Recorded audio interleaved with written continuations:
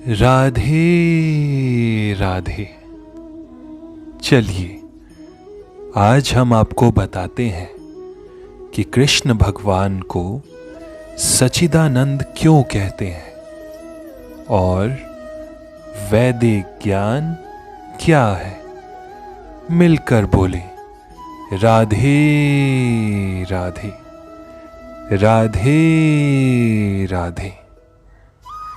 भगवान को सच्चिदानंद विग्रह कहा जाता है। ब्रह्म संहिता का शुभारंभ इसी प्रकार से होता है। ईश्वरः परमः कृष्णः सच्चिदानंद विग्रह।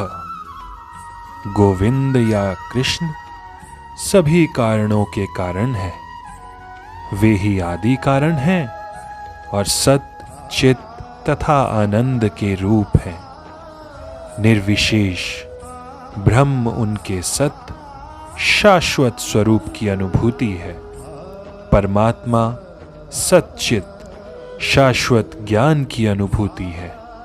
परंतु भगवान कृष्ण समस्त दिव्य स्वरूपों की अनुभूति है। सत चित आनंद के पूर्ण विग्रह में है।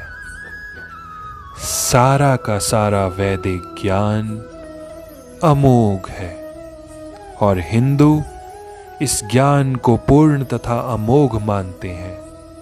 उदाहरणार्थ गोबर पशुमल है और स्मृति या वैदिक आदेश के अनुसार यदि कोई पशुमल को स्पर्श करता है तो उसे शुद्ध होने के लिए स्नान करना पड़ता है।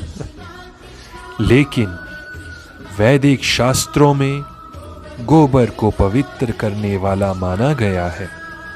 इसे विरोधाभास कहा जा सकता है, लेकिन ये मान्य है क्योंकि ये वैदिक आदेश है और इसमें संदेह नहीं कि इसे स्वीकार करने पर किसी प्रकार की त्रुटि नहीं होगी।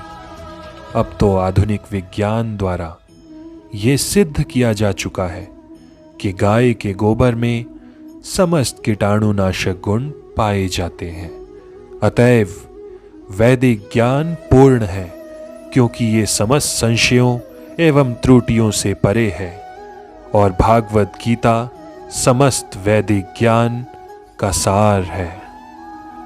वैदिक ज्ञान शोध का विषय नहीं है। हमारा शोध कार्य अपूर्ण है क्योंकि हम अपूर्ण इंद्रियों के द्वारा शोध करते हैं।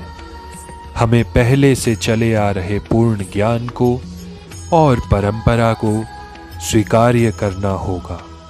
जैसा कि भागवत गीता में कहा गया है, हमें ज्ञान को परंपरा के उपयुक्त स्रोत से ग्रहण करना होता है।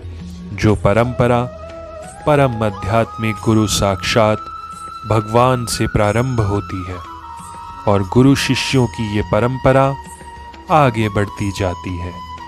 छात्र के रूप में अर्जुन भगवान कृष्ण से शिक्षा ग्रहण करता है और उनका विरोध किए बिना वो कृष्ण की सारी बातें स्वीकार कर लेता है। किसी को भागवत गीता के एक अंश को स्वीकार करने और दूसरे अंश को अस्वीकार करने की अनुमति नहीं दी जाती है। हमें भागवत गीता को बिना किसी प्रकार की टीका टिप्पणी किए, बिना घटाए बढ़ाए तथा विषय वस्तु में बिना किसी मनोकल्पना के स्वीकार करना चाहिए। गीता को वैदिक ज्ञान की सर्वाधिक पूर्ण प्रस्तुति समझना चाहिए। वैदिक ज्ञान दिव्य स्रोतों से प्राप्त होता है और स्वयं भगवान ने पहला प्रवचन किया था। भगवान द्वारा कहे गए अपौरुषेय कहलाते हैं, जिसका अर्थ है कि वे चार दोषों से युक्त संसारी व्यक्ति द्वारा कहे गए शब्दों से भिन्न होते हैं।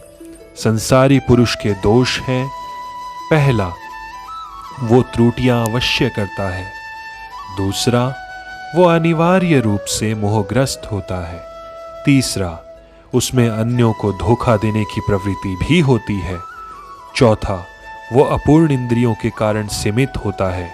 इन चारों दोषों के कारण मनुष्य सर्वव्यापी ज्ञान विषयक पूर्ण सूचना नहीं दे पाता, ऐसे दोषपूर्ण व्यक्तियों द्वारा वैदिक ज्ञान प्रदान नहीं किया जा सकता। इसे पहले प्रथम सृष्टि जीव ब्रह्मा के हृदय में प्रदान किया गया था।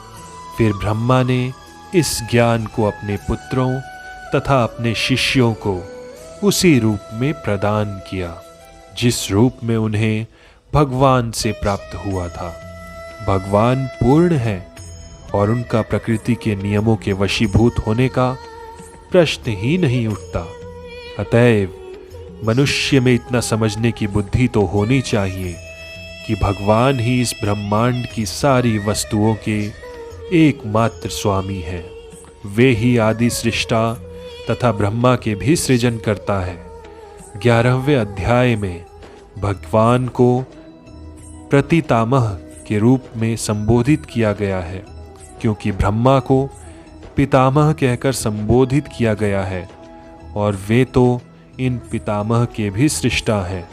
अतएव किसी को अपने आप को किसी भी वस्तु का स्वामी होने का दावा नहीं करना चाहिए। उसे केवल उन वस्तुओं को स्वीकार करना चाहिए जिसे उसके पोषण के लिए भगवान ने हिस्से में दिया है। मिलकर बोलिए राधे राधे, राधे राधे।